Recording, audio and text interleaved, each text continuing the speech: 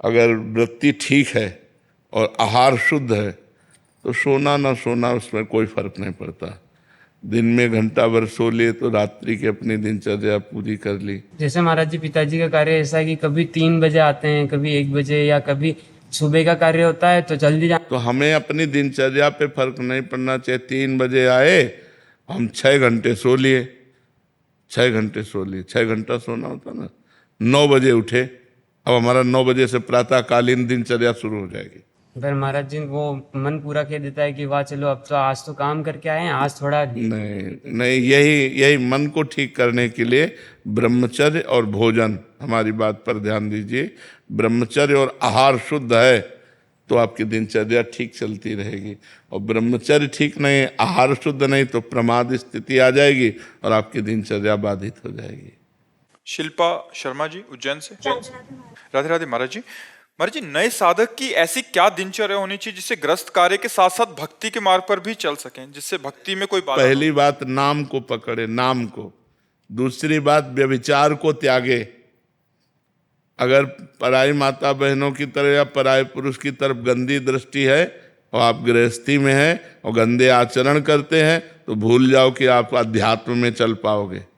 पापवंत कर सहज सुभाऊ, भजन मोर ते भाव न काऊ, जो पै दुष्ट हृदय सोई होई, मोरे सन्मुख आव किसोय। अगर आप गंदे आचरण करोगे, पाप आचरण करोगे तो भगवान का भजन नहीं बनेगा। बातें भले भगवान की कर लो, आप भगवान के मार्ग में नहीं चल सकते। तो पहले हमको चाहिए कि नाम जप करके, नाम जप के प्रभाव से पापाचरण का त्याग करें। जो अधर्म आचरण है, जो पाप आचरण है, उनका त्याग करें और नाम जप करें। और जो हमें कर्तव्य मिला है वो भगवान की पूजा मान करके करें, तो गृहस्थी में रहते हुए भी भगवान की प्राप्ति हो जाएगी। गृहस्थी में रहकर जो पापाचरण होते हैं उनके कारण फिर भगवत प्राप्ति में बाधा पड़ जाती है। और गृहस्थी में नाना प्रकार के कार्य होते हैं, इसलिए हमारा मन उसमें बंटता है तो भगवान का भजन नहीं होता। और गृहस्थी में धन की विशेष आवश्यकता होती है, इसलिए लोभ बढ़ जाने के कारण हम कुछ ऐसे कर्म कर बैठते हैं जो नहीं करने चाहिए। इन्हीं के कारण भगवान की कृपा से हम वंचित रह जाते हैं। नहीं, गृहस्थ धर्म सबसे बड़ा धर्म है। देखो, विरक्त जैसे अपने लोग हैं ना, पैदा कहाँ हुए? गृहस्थों के यहाँ ही तो पैदा हुए, आकाश से थोड़ी पैदा हुए।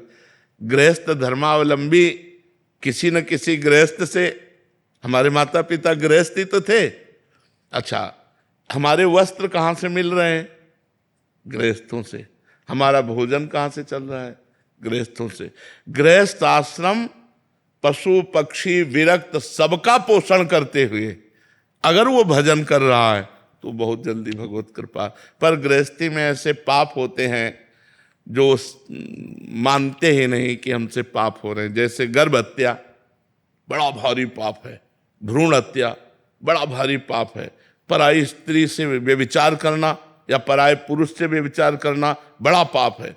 पतिवंचक पर पति रति करई, रौरव नरक कल्प सत परई। 100 कल्प तक रौरव नरक में उस स्त्री को जाना होता है जो अपने पति का त्याग करके दूसरे पुरुष, मतलब पति को धोखा देकर दूसरे पुरुष से संभोग करती, या जो अपनी पत्नी को धोखा देकर दूसरी स्त्री से संभोग। तो ये कुछ जो गलतियां हैं, अगर हम इन गलतियों को सुधार लें और नाम जप करें और अपने कर्तव्य को ही पूजा समझें, तो अलग से अगरबत्ती न जलाओ, अलग से आप आरती धूप बत्ती न करो, तो भी भगवान की प्रसन्नता आपको प्राप्त हो जाएगी।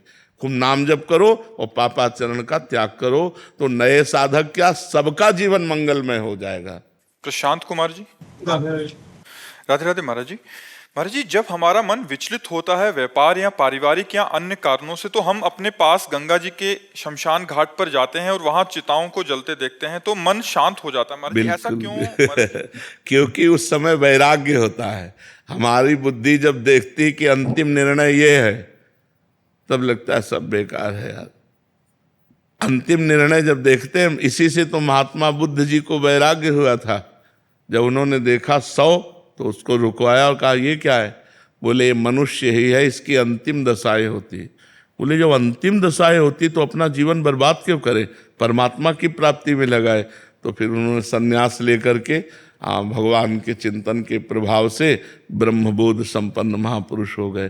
तो ये शांति मिलती है। ऐसा चिंतन करने से वैराग्य बढ़ता है, तो वैराग्य ही शांति मिलती है। त्यागात शांतनंतरम, जब हम विषयों का चिंतन त्याग देते हैं थोड़ी देर के लिए ही सही, तो हमें शांति मिलती है। जैसे हम शयन में, नींद में जो हमें सुख मिलता है ना, वो विषय चिंतन त्याग का होता है। कोई चिंतन नहीं होता, गाढ़ सो गए तो हमारी इंद्रियां फ्रेश हो गई, हमको एक नई ताकत मिली। तो ऐसे हम जब भगवत चिंतन करते हैं तो हमारी इंद्रियों में बल आ जाता है, हम प्रसन्नता को प्राप्त होते हैं। पर भगवत चिंतन होता कहाँ? संसार का चिंतन। देखो, चुप बैठो तो संसार का चिंतन चल रहा है। मकड़ी जैसे जाल बुनती है, ऐसे मन जाल बुन रहा है। कोई व्यक्ति, कोई स्थान, कोई विषय चलता दिमाग में नजर आएगा, भगवान नहीं आएंगे। बड़ा विचित्र खेल है, भगवान में मन को लगाना होता है। तो इसलिए नाम जप करो, और जैसे ऐसे विचार है, ऐसे विचार हमको शांति प्रदान कर। किसी को 100 में जाते हुए या किसी की बहुत रोग दशा देखकर या मृत्यु दशा देखकर, इससे वैराग्य उत्पन्न होता है। सुनीता प्रदीप सोधान दिल्ली से। राधे राधे महाराज जी। महाराज जी, हम हर महीने अपने व्यापार से कुछ धनराशि निकालकर महाकाल जी के लिए निकालते हैं, तो क्या ये राशि मुझे महाकाल मंदिर में ही भेंट करनी चाहिए या किसी और सात्विक कार्य में भी दान स्वरूप? कर सकते हैं, सात्विक दान में भी कर सकते हैं। भगवान शिव सब रूपों में विराजमान है। जैसे कोई बीमार आदमी, गरीब आदमी अस्पताल में भर्ती है, अब दवा के लिए बड़ी समस्या है, अगर ऐसी खबर मिलती है तो हम और पैसे मिला करके भगवान शिव के नाम से जो रखे थे वो उसको दे देते हैं। जैसे जहाँ गौशालाओं में गौओं की सेवा की अव्यवस्था है, हम वहाँ गौशाला में दे देते हैं। अगर हम ऐसी व्यवस्थाओं में दे देते हैं, वो शिव पूजा ही मानी जाएगी, वो महाकाल की ही पूजा मानी जाएगी। वही सब रूपों में विराजमान है। सब चराचर जगत में माता पार्वती और भगवान शिव ही विराजमान है। जितनी स्त्री स्वरूप हैं सब देवी स्वरूप है, और जितने पुरुष स्वरूप हैं सब शिव स्वरूप है। अपने स्वरूप को न जानने के कारण ही ये गंदे आचरणों में फंस गए। ने सब जीव ही शिवा, शिव ही जीवा। वही है, जो जीवा है वही शिवा है, और जो शिवा है वही जीवा है, कोई अंतर नहीं है। महिमा सिंह जी। राधे राधे महाराज जी।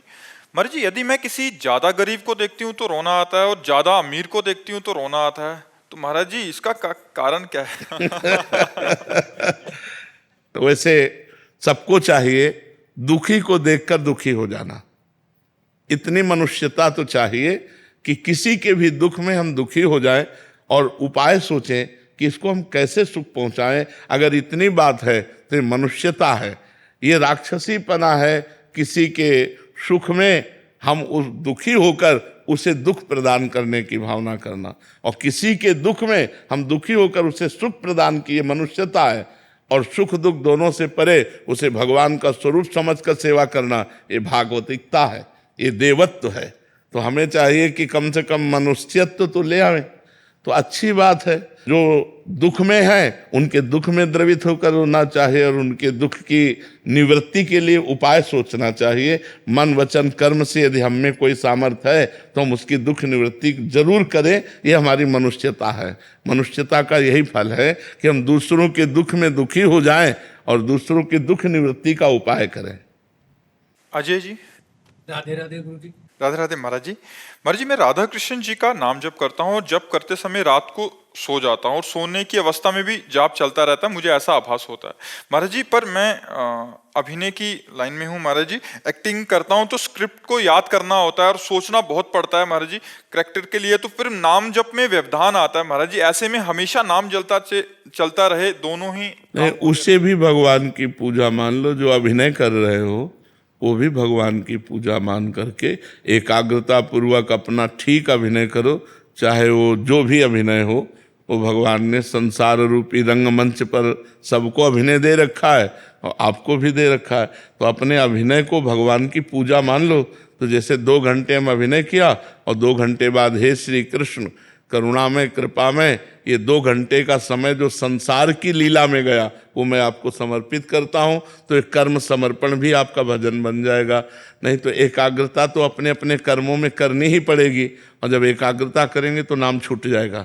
जैसे पढ़ाई है या ऑफिस का कार्य है या कोई भी कार्य है, जब हम एकाग्रता पूर्वक करते हैं तो भगवान का नाम का विस्मरण हो जाता है। तो उस समय हम उस कर्म को भी भगवान को समर्पित कर देते हैं, जिससे वो भजन बन जाता है। राहुल सोनी जी, सागर।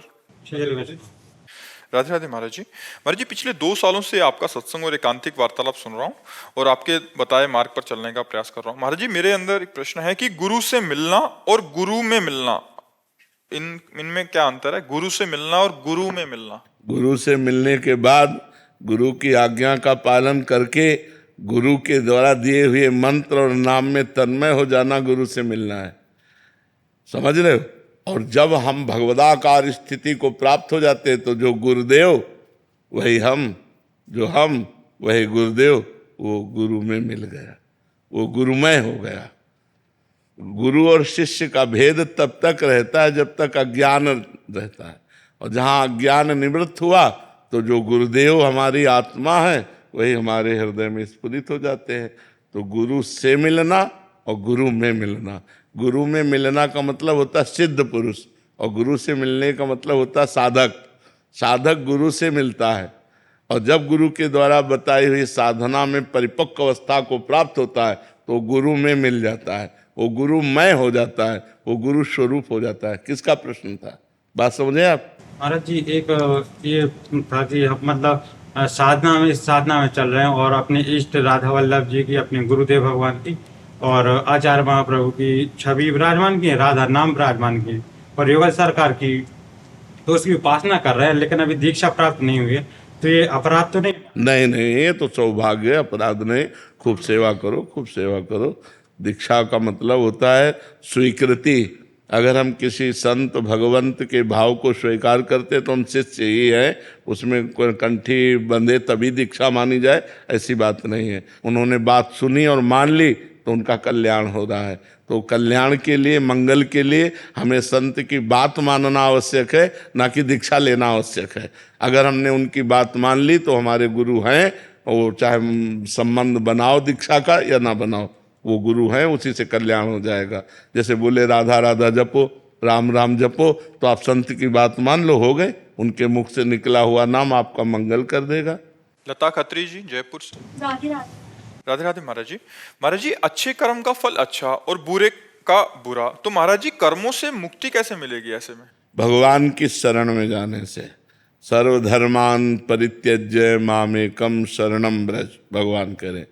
समस्त अधर्मों का त्याग करके धर्म को स्वीकार किया जाता है, और लोक धर्मों का त्याग करके भागवत धर्म स्वीकार किया जाता है। लोक धर्म में जैसे आप किसी के पिता हैं, किसी के पति हैं, किसी के पुत्र हैं, सब अपने अपने कर्तव्य। भगवान करे सर्वधर्मान परित्यज्य मामेकम शरणम ब्रज, तो अहम त्वाम सर्व पापेभ्यो मोक्षयिष्यामि मा शुचा, मैं तुम्हें बंधन से मुक्त कर दूंगा, समस्त कर्म बंधनों से। जो हमें पाप और पुण्य के बंधन बंधे हुए हैं, ये भगवान की शरण में। शुभ अशुभ दुर्ग विध्वंस बल, तब जयति जयति जग उच्चरे। इस संसार पर विजय वही प्राप्त करता है जिसके शुभ और अशुभ दोनों नष्ट हो जाते हैं, और वो भगवान करते हैं। इसलिए भगवान की शरण में होकर भगवान की लीला कथा सुनो, भगवान का नाम जप करो, सब में भगवत भावना करो, बुरे आचरण ना करो। इसी से सब कर्म बंधन भगवान की कृपा से नष्ट हो जाएंगे। जय जय श्रीमन नारायण। एक है आज जगत गुरु रामानुज स्वामी, आज से 1008 वर्ष हो गए होंगे प्रकट हुआ। उन्होंने 2 ही संदेश दिया, भगवत शरणागति, कैंकर्य लक्षण विलक्षण मोक्ष भाजो, रामानुजो विजयते यति राज राजा। तो वो सिद्धांत पर हम सब चल रहे हैं। तो आपका जैसा आदेश हो आगे। महाराज जी, भगवत आश्रय और भगवान नाम जप, बस 2 ही बातें हैं। भगवत कैंकर का मतलब भगवत आश्रय। भगवत आश्रय मन वचन कर्म से भगवान का आश्रय लेना और निरंतर भगवान का नाम जप करना, बस 2 में ही बेड़ा पार है। 2 में जैसे पंछी आकाश में 2 पंखों से उड़ता है, ऐसे हम परमार्थ की जोरदार साधना कर लेंगे। भरोसा दृढ़, मम भरोस ही हरस दीना, दृढ़ भरोसा भगवान का हो, और नाम मंत्र जाप मम दृढ़ विश्वासा। खूब भगवान का नाम जपो, इसी से सब साधनाएं अपने आप आ जाएंगी। सब मंगल में जिनका नाम जप करते हैं उनकी चर्चा सुनना अच्छा लगेगा, उनकी चर्चा करना अच्छा लगेगा, उनकी उच्छिष्टामृत पाना अच्छा लगेगा, उनका चरणामृत अच्छा सब साधनाएं आ जाएंगी। 2 बात पकड़ ले, एक दृढ़ भगवद आश्रय अन्य आश्रय नहीं, एक भरोसो एक बल, एक आस विश्वास, एक राम घनश्याम हित, चातक तुलसीदास। चातक की टेक की तरह अपने इष्ट की अधीनता स्वीकार कर ले और वही कहीं कर ले और नाम जप, बस इसी से सब हो जाएगा। क्योंकि श्रीमद् भागवत महापुराण जी। संपूर्ण 18,000 श्लोक विश्राम होने के बाद भी नाम संकीर्तनम यस्य सर्व पाप नाशनम प्रणामो दुख समना तम तम नमामि नमामि हरिं हरिं परम। बिल्कुल। बहुत बहुत मंगलानुशासन, स्वस्थ रहे, दीर्घजीवी रहे और सबको आनंद प्रदान करते रही हमारा मंगलानुशासन। जय श्री गुरु। जय हो पतित पावन। दंडोत दंडोत। महिमा सिंह जी। राधे राधे महाराज जी। महाराज जी, मैं ये जानना चाहती हूँ कि जैसे सुबह सुबह इतने लोग दर्शन के लिए आते हैं, उनमें से कुछ यहाँ एकांतिक यहाँ भजन के लिए आते हैं, पर सब नहीं आ पाते, तो क्या बाबा आप उन सब पर कृपा कर देते हैं, या जिनकी ओर आप देख लेते हैं केवल उन्हीं पर दया दृष्टि होती है? क्योंकि बहुत सारी भीड़ आपको कृपा हमारी तरफ से नहीं होती, कृपा हमारे इष्ट की तरफ से होती है। हम जिनके दास हैं वो कृपा करते हैं। आप जिनके दास से मिलने के लिए आए, जिनके दास के दर्शन करने के लिए आए, स्वामी हिसाब करता है। हम तो हाथ जोड़े, जहाँ जिनको देख पाए, नहीं वो सबको देख रहे हैं। वो शास्त्रों नेत्र वाले हैं, वो सबको देख रहे हैं।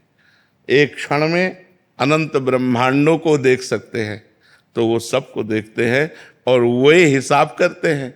हर जीव के कर्म का वो हिसाब करते हैं।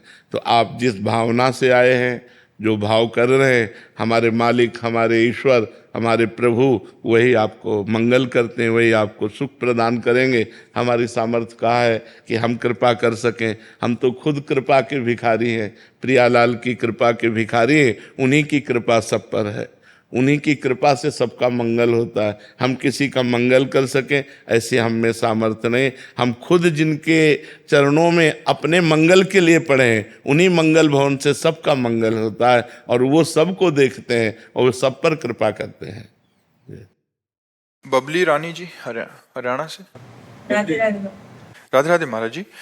महाराज जी, क्या हमारे जीवन में आने वाली अनुकूलता एवं प्रतिकूलता में हमारे निवास स्थान का विशेष महत्व रहता है? नहीं, जीवन में आ कर्म रही लंबे कर्म कर्म निवास का कोई नहीं है। कर्म ऐसी कोई भूल में ना रहे, ऐसा नहीं। उसमें हमारा कर्म प्रधान होता है। अगर हमारे कर्म अच्छे हैं ना, तो इस स्मशान में भी बैठकर हम परमानंद में डूब जाएंगे। अगर हमारे कर्म खराब हैं तो सोफा में भी बैठकर जलेंगे, एसी रूम में भी बैठकर जलेंगे। तो हमको कर्म ठीक करने चाहिए, कर्म सुधारने चाहिए। ये सब बाहरी बातों पर नहीं लगना चाहिए। हमारे कर्म का आप देखो, निवास स्थान कितना बढ़िया वृंदावन, इससे बढ़िया कोई निवास स्थान होगा त्रिभुवन में? इससे बढ़िया कोई निवास स्थान होगा? भगवान का धाम है। पर क्या यहाँ दुखी लोग नहीं हैं? क्या यहाँ परेशान लोग नहीं हैं? क्या यहाँ काम क्रोध की लीला नहीं हो रही?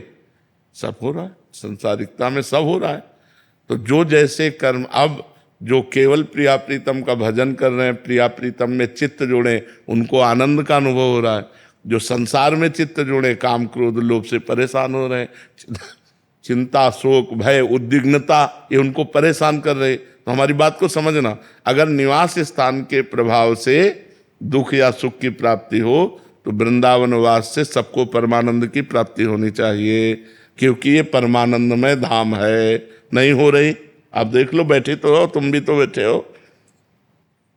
परमानंद की अनुभूति होगी आपके चिंतन से, आपके कर्म से। अच्छे कर्म करोगे सुख मिलेगा, बुरे कर्म करोगे दुख मिलेगा। आज नहीं तो कल मिलेगा। और भजन करोगे तो परमानंद मिलेगा। यहाँ नहीं, जो तुम्हें सबसे निकृष्ट गंदा स्थान बताया जाए कि ये स्थान, वहाँ बैठ जाओ और राधा राधा राधा राधा। अगर आपको परमानंद का अनुभव ना हो तो मुझे बताना। तो स्थान का थोड़ा सहयोग तो मान सकते हैं कि शांत वातावरण है, भागवतिक है, तो हमारा भजन में ज्यादा रुचि होगी। लेकिन सुख दुख विपत्ति संपत्ति हमारे कर्मों के प्रभाव से, इसका स्थान से कोई ताल्लुक नहीं है। ओम दीक्षित जी। राधे राधे गुरु। राधे राधे महाराज जी। महाराज जी, मेरा प्रश्न है कि अगर हमारे अंदर भाव ना हो और केवल हम वाणी से कहें और रटते रहें कि श्री जी मेरी हैं, श्री जी मेरे हैं, तो क्या श्री जी हमें भाव आ जाएगा? यहाँ का एक जादू है, तुम करके देखना, किसी एक ऐसे व्यक्ति से जिससे बिल्कुल प्यार नहीं है और उसे रोज कहो मैं तुम्हें बहुत प्यार करता हूं, तुम्हारे बिना जी नहीं सकता, रोज एक बार कहो, और 2 महीना के बाद देखो उससे हट के अगर ऐसा लगने न लगे कि मैं उसके बिना जी नहीं सकता तो हमें बता देना। भृंगी कीड़ा एक कीड़े को लाके अपने मिट्टी के घरौंदे में रखता है और ऐसे डंक मारता है, और भन, तो वो जो डंक मारने से उसकी पूरी एकाग्रता उस भृंगी की तरफ जाती है और भन, वो उसी का चिंतन करने लगता है, बिना शरीर छोड़े अन्य जाति का कीड़ा भृंगी कीड़ा बन जाता है। यदि हम ये कहते रहे कि हे प्रभु मैं आपका हूं, झूठी से कह रहा हूं, तो सच्ची एक दिन महान भक्त बन जाएगा। करके तो देखे, करके तो देखे ऐसा। महाराज जी श्री जी लायक मतलब हम बन नहीं पा रहे, भावने और अगर कहीं वाणी से कहीं श्री जी। लोहा कभी मुकुट बन के देवताओं के नहीं लग पाता, लेकिन पारसमणि छू जाए, अगर पारसमणि छू जाए तो लोहा तत्काल सोना बन जाए और देवताओं के मुकुट पर बन। तो ऐसे ही हम लोहा की तरह हैं। संत कृपा, भगवंत कृपा से यदि नाम जब चलने लगे तो हम पारसमणि रूपी नाम का स्पर्श होते ही हम भगवान के योग्य हो जाएंगे। जो पापी, व्यभिचारी, नीच आचरण वाले थे, जिनसे संभाषण भी करना पाप है, ऐसे ब्रह्म ऋषि बन गए, ऐसे महात्मा बन गए भगवान के नाम के प्रभाव से। तो हम भगवान का नाम जप करें, हम में कोई योग्यता नहीं, लेकिन नाम भगवान की कृपा से वो सब सद्गुण आ जाएंगे जिससे भगवान प्रसन्न होते हैं। हम खूब नाम जप करें। निमिष शाह जी मुंबई से। राधे राधे। राधे राधे महाराज जी। महाराज जी मेरा ये प्रश्न है कि क्या रोज की दिनचर्या ही जीवन है, कि सुबह उठे, खाए पिए, रात तक काम किया, फिर आए, सो गए, फिर आगे की जिंदगी का महाराज जी क्या मायने है, क्या उद्देश्य है? यही जब विचार करोगे तो आपको एक रास्ता मिलेगा जिसका नाम अध्यात्म है। कि आखिरकार क्या है, कब तक जिएंगे? रोज की शाम हमारी आयु को तो नष्ट कर रहे। अब जो कल की शाम गई, जितने मिनट जितने सेकंड हमारी आयु में थे माइनस हो गए, अब आज फिर माइनस शुरू है। आखिरकार हम मृत्यु के नजदीक पहुंच रहे हैं। तो खा करके, कमा करके हम अब केवल आयु ही तो नष्ट कर रहे हैं। लाभ क्या ले रहे हैं? वो लाभ है भगवान का भजन, वो लाभ है भगवान का चिंतन। यदि हम आज एक एक श्वास राम राम बोले, राधा राधा बोले, कृष्ण कृष्ण बोले, हरि हरि बोले, तो आज की कमाई पक्की हो गई। अब ये त्रिभुवन में कभी नष्ट होने वाली नहीं, त्रिकाल में कभी नष्ट होने वाली नहीं। भगवान के नाम के प्रभाव से हमारी दुर्गति रुकेगी और हमारी सदगति होगी। अगर नाम जप नहीं चल रहा तो बिल्कुल आयु व्यर्थ जा रही, बिल्कुल आयु व्यर्थ जा रही। ये दुर्लभ दे तभी सार्थक है हमारा। एक जैसे आपका चिंतन आया ना, ऐसे ही गाढ़ चिंतन हो जाए तो आप भयभीत हो जाएंगे कि आखिरकार जिंदगी है क्या, मतलब क्या रहा, इसके बाद मर गए, फिर कुछ योनि में गए, फिर खाओ जियो मरो, बस इतना ही, क्या यही जीवन का लक्ष्य है? तो जब ये बात आती है तब अध्यात्म का रास्ता निकलता है। महाआनंद, पूर्णानंद, परमानंद, इस शरीर के राग से रहित, आवागमन से मुक्त, समस्त कामनाओं से विनिवृत्त कामा, अध्यात्म नित्या विनिवृत्त कामा, द्वंद्व विमुक्ता, सुख दुख संगई, गच्छन्त मूढ़ा पदमव्ययम तद। वो अव्यय पद, परम पद को प्राप्त हो जाता है जो भगवान का नाम जप करता है, भगवान की आराधना करता है। तो बच्चा, भगवान का सुमिरन करना ही जीवन की सार्थकता है। नहीं कहे हनुमंत विपत्ति प्रभु सोई, जब तो सुमिरन भजन न होई। सुमिरन भजन हो रहा है, बहुत बढ़िया जीवन कट रहा है, चिंता करने की जरूरत नहीं। सुमिरन भजन नहीं हो रहा तो व्यर्थ जीवन जा रहा है। किसी भी भोग को कितनी भी बार भोग लो, बार बार वही तृष्णा। आप देखो ना, भोगे हुए भोग को पुनः पुनः भोगने की वृत्ति का नाम तृष्णा है। सुने हुए भोगों को भोगने की इच्छा का नाम कामना है। तो बार बार वही कामना, तृष्णा, बस ये खा लो, वो खा लो, ये भोग लो, वो देख लो, वो देख, तो हमारी आयु व्यर्थ जा रही। राधा राधा राधा कहते हुए हम पा रहे हैं, क्योंकि पाना पड़ेगा। जो भगवान ने दिया वो भगवान को अर्पित करके नाम जप करते हुए पा रहे हैं। जो भगवान दृश्य दिखा रहे हैं, सब में भगवान की माया, भगवान की लीला देख रहे हैं, नाम जप कर रहे हैं, बढ़िया जीवन चल रहा है। आयु उसकी नष्ट नहीं होती, उसकी आयु सार्थक होती है। तभी हम कहते हैं जो लोग बर्थडे मनाते हैं, उन लोगों को सोचना चाहिए कि 1 वर्ष माइनस हुआ, अब हमारा जीवन कितना मुझे पता नहीं, और 1 वर्ष माइनस हो गया, तो मुझे विचार करना चाहिए कि इस 1 वर्ष में मैंने क्या महत्वपूर्ण कार्य किया। हम अपने देश के लिए क्या किया, अपने माता पिता के लिए क्या किया, अपने लिए क्या किया। तो हम उत्सव किस बात का मनाएं? लोग शराब पीते हैं, लोग मांस खाते हैं, पार्टी मनाते हैं, अज्ञानी भाव में करते हैं। नाम कीर्तन करो, 24 घंटे भगवान का नाम कीर्तन करो। आज जन्म दिवस अगर मनाना है तो भगवान का नाम कीर्तन करो। गौ से गौओं को हरा चारा डाल दो, संत महात्माओं को भोजन पवा दो, किसी गरीब की बीमारी में लगा, तो तुम्हारा जन्म होना सार्थक रहेगा। ये शराब और मांस और ये पार्टीबाजी, ये हैप्पी नहीं है। हैप्पी तो तब है जब भगवान से जीव जुड़ा, धर्म से जुड़ा। हम कह रहे ना 24 घंटे कीर्तन बैठा लो तो 1 घंटे नाम कीर्तन जरूर करो। भगवान का नाम कीर्तन करो और सबको भोजन पवाओ, पवित्र भोजन पाओ। ये गंदी बातें, गंदा आहार, ये बहुत बुद्धि को भ्रष्ट करने वाला। अच्छा, आज बढ़िया आप खीर, गुलाब जामुन, पूड़ी, कचौड़ी, सब्जी, ये सब पवाओ और वो सब गंदी चीज ना हो। बोले यार क्या पार्टी ही नहीं हुई, वो मानेंगे पार्टी ही नहीं, वो ऐसी भावना रखते हैं। हाँ, तो आज राक्षसी भाव की वृद्धि हो रही। पवित्र आहार स्वयं करो, दूसरों को पवाओ, नाम जप करो, इसी से जीवन सार्थक है। हमारा जो मन है वो इस संसार में राजी हो गया है। संसार के भोग, संसार की धन संपत्ति, रिश्ते नाते, और इसमें राजी होकर भगवान को भूल गया है। ये सबसे बड़ा घाटा है, क्योंकि रोज का रोज हमारी आयु खत्म हो रही, माइनस में हो रही। अब हमारी कितनी आयु है हमें पता नहीं है, किस घटना से शरीर पूरा होगा ये भी पता नहीं। तो क्या हमारे मनुष्य जीवन लेने का इतना ही फल था कि कमाओ, खाओ, जियो, कमाओ, खाओ, भोगो? क्या इतना ही फल है? नहीं, मनुष्य जीवन दिव्य जीवन है और इसमें दिव्यता है भगवान का स्मरण। यदि हमने इस सेकंड में राधा कहा तो ये सेकंड का कहा हुआ राधा, ये सेकंड समय सार्थक हो गया। अगर हम अपने जीवन के रोज के दिन खोते चले जा रहे हैं और इनमें राधा राधा, कृष्ण कृष्ण, हरि हरि, राम राम जो प्रिय हो वो नाम जप करें तो हमारे जीवन की सार्थकता हो जाए। कुछ ऐसे हमारे कर्म जो हमें दुख देने के लिए आते हैं, उनको कौन मिटाएगा? हमारे द्वारा ऐसे पाप कर्म पूर्व में हुए, वर्तमान में भी हो जाते हैं, गलती हो जाती है, उसको मिटाने के लिए नाम राधा राधा राधा, कृष्ण कृष्ण, जो नाम प्रिय हो। तो हम सबको चाहिए कि हम कोई गलत आहार ना करें, कोई गलत पेय पदार्थ ना पिए, भूल कर किसी को हम दुख ना पहुंचावें, और नाम जप करते हुए जो कर्तव्य कर्म मिला है, कोई मास्टर है, कोई डॉक्टर है, कोई वकील है, कोई न्यायाधीश है, जो भी जिसको जो कर्तव्य कर्म मिला है उसे अपनी पूजा समझ कर करे, तो ये हमारा जन्म सार्थक हो जाएगा, हमारा जन्म लेना सार्थक हो जाएगा। और नहीं तो फिर इस जीवन का कोई महत्व नहीं। आपका बैंक बैलेंस, आपकी पढ़ाई, आपकी डिग्री, आपका पद, आपके संबंधी, आपका मकान, सब यहीं 1 सेकंड में छूट जाना है। दुनिया में लाखों का मेला जुड़ा और हंसा जब जब उड़ा तो अकेला उड़ा, उसका साथी कोई नहीं होता, उसका साथी सिर्फ भगवान का नाम होता है। इसलिए सब लोगों से प्रार्थना है, पवित्र भोजन पाओ, पवित्र विचार वाले बनो, खूब नाम जप करो और जितना बन सके दूसरों का हित करो।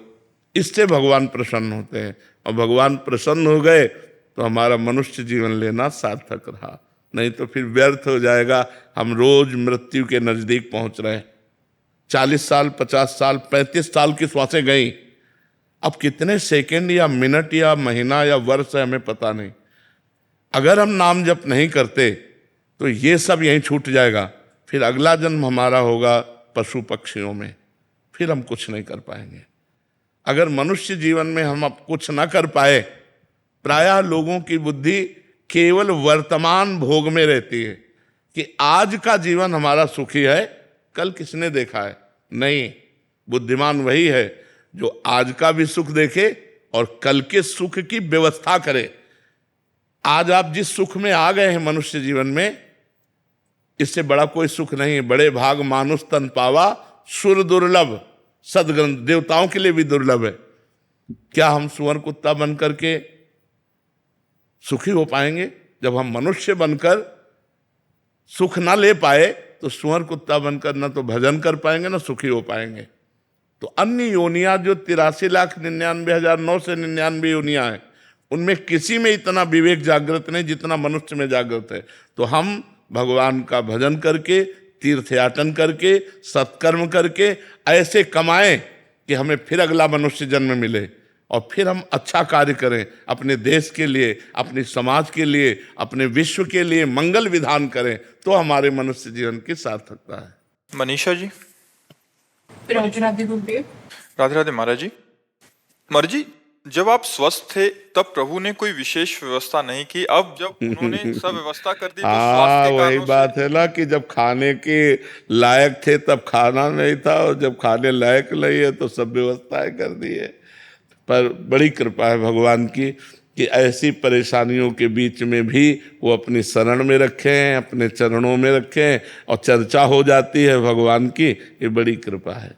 महाराज जी कह रहे हैं कि प्रभु जब इतना भारी प्रारब्ध महाराज जी हो सकता है तो अपने बच्चों की जरूरतों के समय उनकी पूरी क्यों नहीं करते महाराज जी? जब चाहिए था तभी दे देते।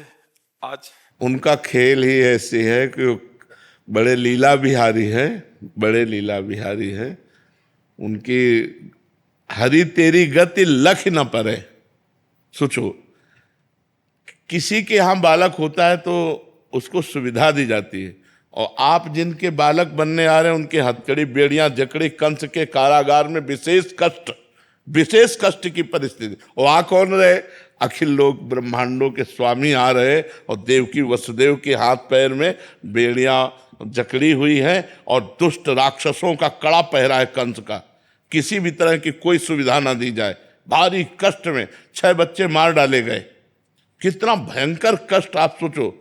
पत्थर में पटक करके नवजात शिशुओं की हत्या कर दी गई, और दुष्ट राजा कठोर शासन में। और आ कौन रहे? सकल जगत का मंगल करने वाले भगवान कंस के कारागार में प्रकट हो रहे।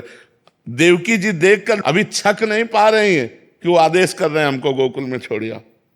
क्या इतने सुंदर त्रिभुवन मोहन पुत्र को, जिसे एक क्षण भी अलग करना प्राण निकल जाए, देवकी जी को तुरंत वसुदेव जी के गोद में, और उस पुत्र की रक्षा हो इसलिए गोकुल पधरा देते हैं। बड़ा विचित्र भगवान का लीला चरित्र है। इसलिए ये नहीं कहा जा सकता कि ऐसा भगवान ने क्यों नहीं किया। शायद उस समय भगवान सुविधा दिए होते तो हम ये चढ़ाई ना चढ़ पाते। जो साधना की चढ़ाई चढ़े वो चढ़ाई ना चढ़ पाते, फिसल जाते। भगवान ने इसीलिए वो हमको कठोरताएं दी जिससे हम उन कठोरताओं के बल पर इस चढ़ाई को चढ़ पाए, और आज हम आप लोगों के सामने सेवा करने योग्य बने कि हम अपनी वाणी के द्वारा, अपने आचरणों के द्वारा आपको सुखी कर पाए। नहीं तो शायद है ऐसा ना हो पाता। तो भगवान जो करते हैं वो बड़ा मंगलमय करते हैं, उनका हर विधान मंगलमय होता है। महाराज जी, क्या हर एक साधक के जीवन में ऐसा कष्ट आना जरूरी है या प्रतिकूलता आना जरूरी है? देखो, जो जितनी ऊंचाई पर चढ़ना है तो फिर उतनी चढ़ाई तो चढ़नी ही पड़ेगी। तो जितना जो चढ़ पाया वो वहीं स्थिर है। अब तीनों टाइम बढ़िया भोजन मिल रहा हो और ऐसी व्यवस्था सब बढ़िया, तो भजन में मन लगेगा क्या? जब न खाने को, न पीने को, न रहने का ठिकाना, न कोई, तो हर समय मंत्राकार वृत्ति की भगवान के सिवा हमारा कोई नहीं। एक गंगा मैया का किनारा और भगवान का भरोसा, और भूख प्यास से लड़ने के लिए, सर्दी गर्मी से लड़ने के लिए केवल चिंतन को शरीर से हटाकर भगवान में लगाना है। निरंतर भगवदाकार वृत्ति, वही कृपा आज मिली है। अगर उस समय हमें सांसारिक सुख मिलते तो शायद ये लाभ न मिल पाता। तो हमें लगता है भगवान की विशेष कृपा है, दोनों पक्ष में विशेष कृपा है। जब हमें साधना की चढ़ाई पर चढ़ाना था तब सुविधा नहीं दी, और जब सुविधा भोगने लायक ले रहे तो सुविधाएं दे दी। ये कृपा है उनकी। दोनों तरफ से हमें कृपा ही नजर आती है। और सांसारिक सुख, कोई सांसारिक सुख पर मतलब परमानंद प्रदान करने वाले नहीं, भागवतिक सुख मिलना चाहिए। तो आज जो हम प्रसन्न मुद्रा में है, ये भगवान की उसी कृपा का फल है। अगर वो कृपा हट जाए तो भ्रष्ट होने में देर न लगे, लेकिन भगवान ने कृपा की। जब हम भ्रष्ट होने योग्य थे तब सामग्री नहीं दी, जब सामग्री दी तो भ्रष्ट होने योग्य नहीं रखा। ये उनकी विशेष कृपा बहुत बड़ी कृपा भगवान की। महाराज जी, कोई फिर हल बता दीजिए, क्योंकि आपको सुनने वाले बहुत सारे ऐसे भक्तजन हैं जिनके पास सब वैभव है, मतलब सब सुख सुविधाएं हैं, जिनको हमारी बात मान लो देखो, जो लाखों को सुधारने लायक बनाया जाता है ना, उसकी कड़ी परीक्षा होती है कि आप लाखों को लेकर के हमारे पास आओगे। तो इसलिए भगवान ने हमको ऐसी कड़ी परीक्षाओं में ऐसे रखा कि तुम तैयार हो और लाखों को पकड़ो और हमारे पास लेके आओ। तो तुमको उतनी कड़ी परीक्षा नहीं करनी, तुमको केवल हमारी बात माननी। बात मान लो तो तुम जहां हो वहीं से भगवत प्राप्ति की योग्य हो जाओगे। इसीलिए भगवान ने इतनी कड़ी परीक्षाएं, ऐसी परिस्थितियां डाल डाल करके पक्का किया है कि तुम हजारों का कल्याण कर सकते हो, हजारों को अपनी वाणी के द्वारा सुधार सकते हो। तो आप हमारी बात मान लो तो आपका कल्याण हो जाएगा, आपका मंगल हो जाएगा। आपको वो तपस्या, आपको वो कष्ट नहीं झेलने पड़ेंगे। जो कष्ट झेलकर हमने अनुभव किया वो बात तुम मान लो तो उसी से मंगल हो जाएगा। उस सब सुख सुविधाओं में रहते हुए कैसे भजन करें? बिल्कुल भजन होने लगेगा। हम कह रहे हैं हर सुख सुविधा को भगवान को समर्पित करो। जैसे हम ऐसे भोजन पाते हैं तो भोजन होता है, लेकिन जब हम भगवान को अर्पित कर देते तो प्रसाद होता है। और भोजन पाने से पुण्य क्षय होंगे, लेकिन प्रसाद पाने से पुण्य बढ़ेंगे।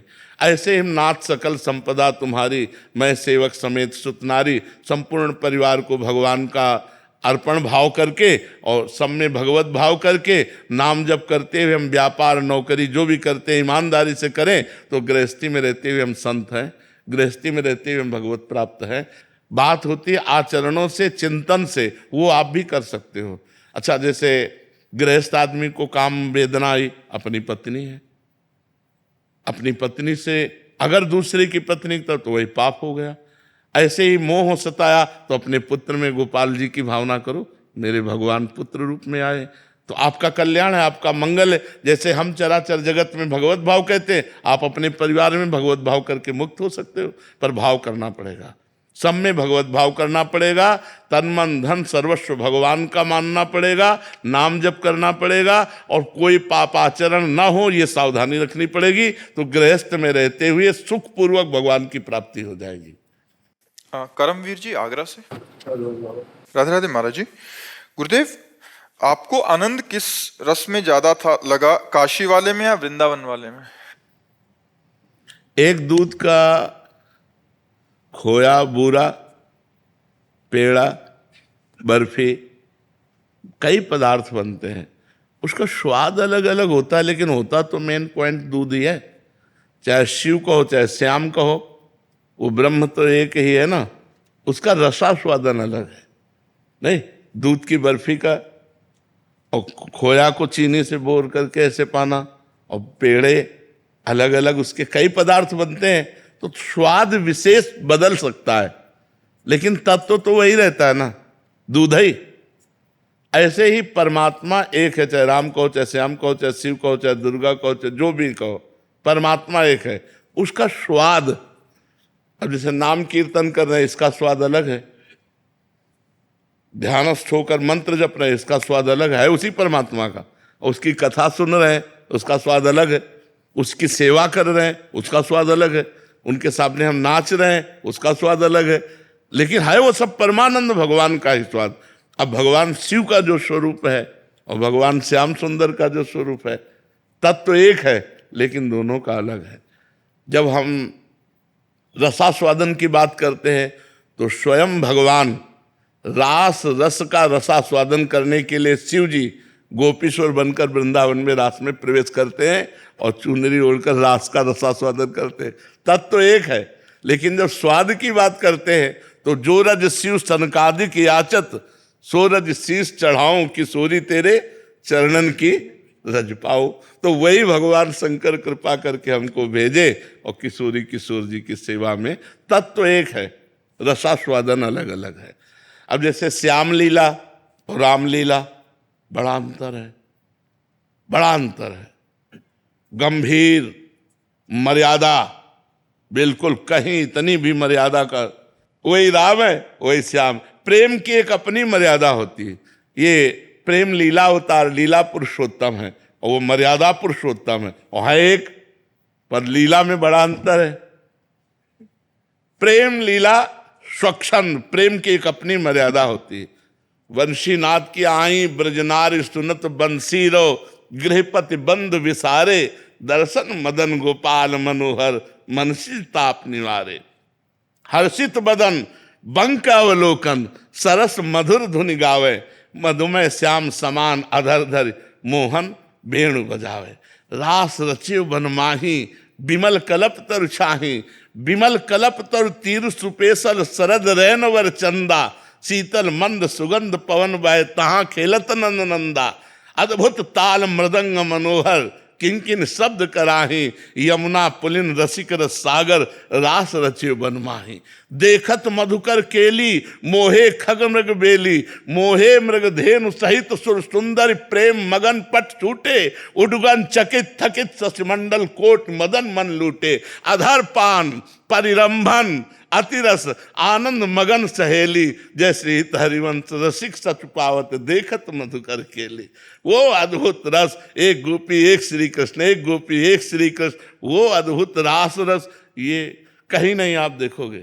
तो ये इनका विचित्र प्रेम रस और उनकी विचित्र गंभीरता, मर्यादा पुरुषोत्तम भगवान श्री राम के पावन चरित्र में मर्यादा ही मर्यादा है और यहाँ प्रेम मर्यादा है।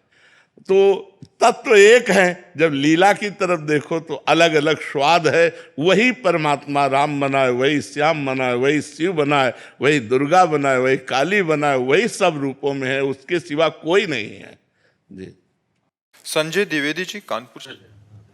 राधे राधे। महाराज जी, पहलगाम आतंकवादी हमला जो हुआ था, इनके पुत्र उसमें शहीद हो गए। महाराज जी कह रहे हैं कि हम धर्म से और श्रेष्ठ कार्य भी करते थे, पर ईश्वर द्वारा ऐसी घटना हुई तो बहुत अंदर व्यथित मन है महाराज जी, इसलिए। हाँ, मन तो व्यथित हो ही जाएगा। बड़े बड़े सूरवीरों का हो गया। जब अभिमन्यु जी पधारे तो अर्जुन जी की हालत खराब थी। अर्जुन जी को भगवान स्वयं समझा रहे थे, फिर भी वो व्यथा को प्राप्त हो रहे थे, क्योंकि पुत्र प्रेम पिता के हृदय में जो होता है, जब उसका पुत्र वियोग को प्राप्त होता है तो वही हृदय जानता है। अपने लोग तो सहानुभूति के वचन बोल सकते हैं, लेकिन जिसके हृदय में होता है उसका हृदय जानता है। पर अब ये जो होना है वो होके रहेगा। तो अब आप देखिए, उन्हीं जीवों का वहाँ पहुँचना हुआ जिनका प्रारब्ध संपन्न हो चुका था। अब वो निमित्त कुछ भी बने, आज तक कभी किसी ने काल को दोषी नहीं कहा। मारता सबको काल है, काल को कोई दोषी। अब काल वो विविध रूप धारण कर लेता है, एक्सीडेंट, हार्ट अटैक या कुछ भी जो भी, लेकिन आयु जब पूरी है तो वो पूरी हो जाती है। तो हमें लगता है यद्यपि इस ज्ञान से हृदय का दर्द कम नहीं हो जाएगा, पर हमको ये ज्ञान धारण करना पड़ेगा कि जब जहाँ जिसकी जैसी हो भवतव्यता तैसी बने सहाय, आप न आवे ताहि पे ताहि तहाँ ले जाए।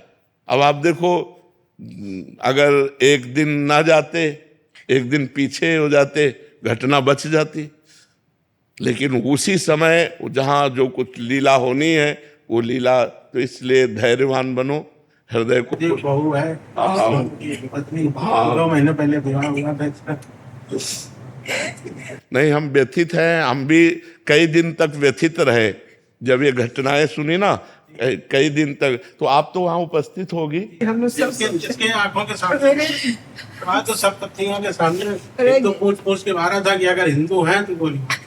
इसके बगल में सब पूरा ब्लड से नहा गए थे। राधा राधा राधा राधा, बड़ी वो तो दृश्य ही इतना भयानक होगा कि कैसे, मतलब 2 साल से हम भी आपके हम लोग भी वो 11 लोगों में से गए थे और पहले स्टेज पे पहुंच करके आपका कृपा चाहे जो भी हो, हम लोग उसको साथ में हम भी थे, लेकिन हम आधे रास्ते से लौट आए थे। हमें अच्छा नहीं लग रहा था वहाँ जाने में, तो अपने काम बैठे हैं, बेटा तुम लोग चल आने। अब तो धैर्य धारण करना पड़ेगा बच्चा, वो तो।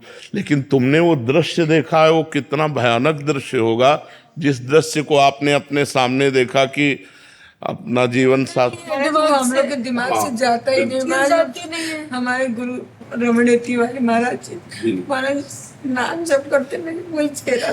हाँ बिल्कुल, नहीं आप चर्चा कर रहे तो हमारा हृदय व्यथित हो रहा है। वो कई दिन व्यथित रहा, जब हमने घटना सुनी कई दिन व्यथित रहा। जैसे आप फिर ताजा हो गया,